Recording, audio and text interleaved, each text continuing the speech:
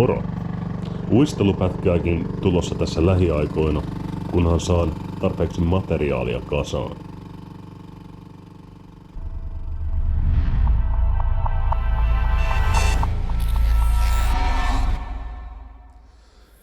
Kerros valkoista pohjalle, että saadaan itse pohjaväri tarttumaan paremmin.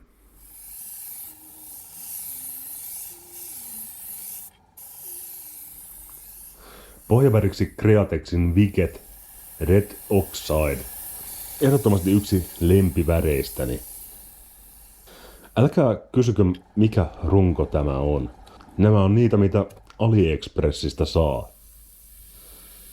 Mutta ei nämä mitään huonoja runkoja ole. Pelittävät vedessä niin kuin järkiin kuuluukin.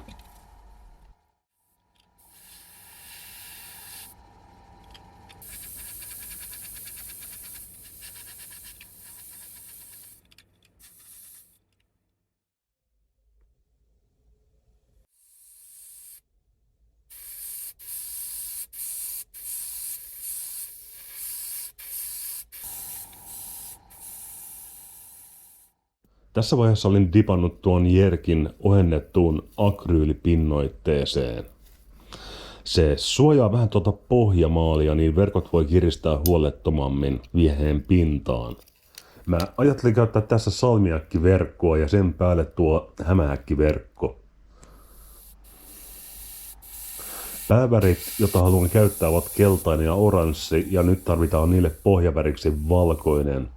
Ja ammutaan vain yhdestä suunnasta.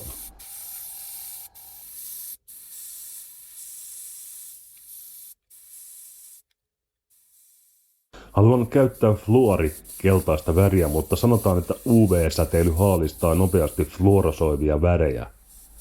Joten pohjalle on laitettava ensin peittävä keltainen.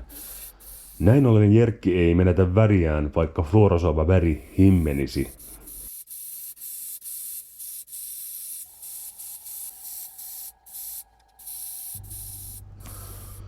Fluori oranssi.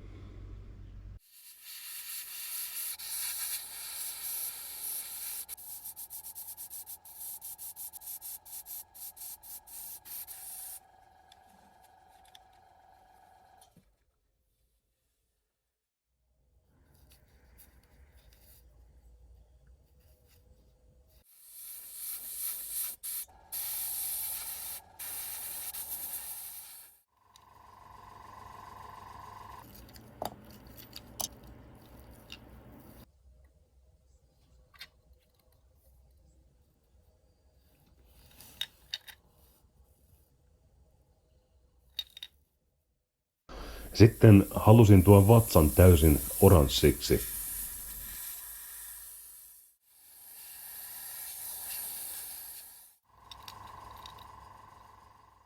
Maalasin tätä väriä nyt useita kappaleita. Heti kättelyssä tajusin, että munhan täytyy näitä lahjoittaa kovemmille haukimiehille. Videon julkaisuhetkellä taitaa olla jo 5. yksilö maalauksessa. Vaan tähän yhteen kappaleeseen laitoin nämä tarraevät.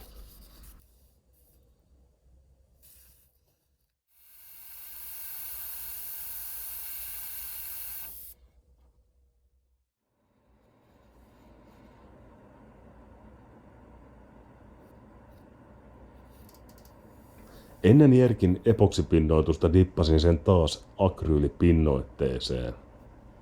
No niin, semmonen tuli postista. Mulla on Cabin uistinepoksin kanssa ollut paljon ongelmia. Mä en oo siitä tykännyt ollenkaan. Monestakin syystä, mutta katsotaan minkälaista kamaa tää on. Netin palstoilta huomasin, että aika moni on tätä käyttänyt.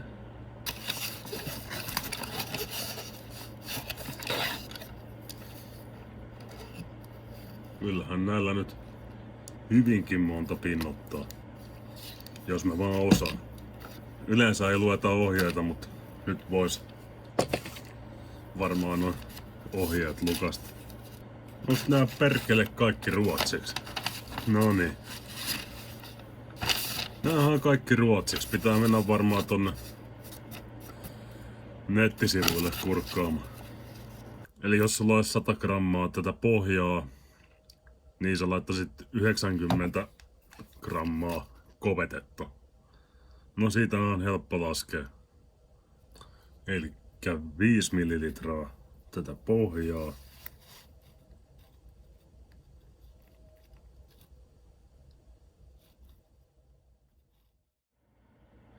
Eli 90% siitä 5 millilitrasta kovetetta. Mikä mun peruskoulun matikka oli? 6.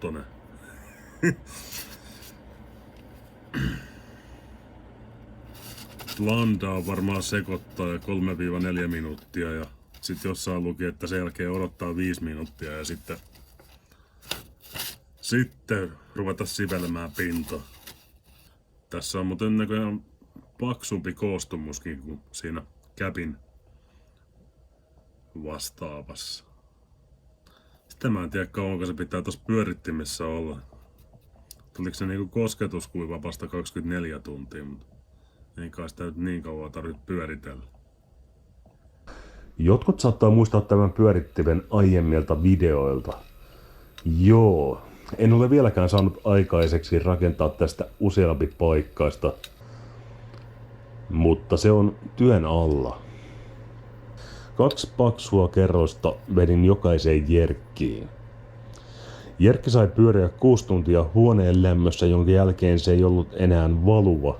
Kosketuskuivia nämä olivat kuitenkin 24 tunnin kuluttua, jonka jälkeen pääsi laittamaan sen toisen kerroksen.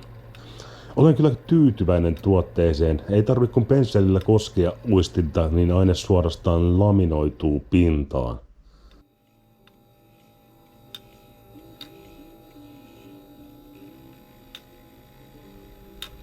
Laitetaan koukut kiinni ja loppumusiikit raikaamaan.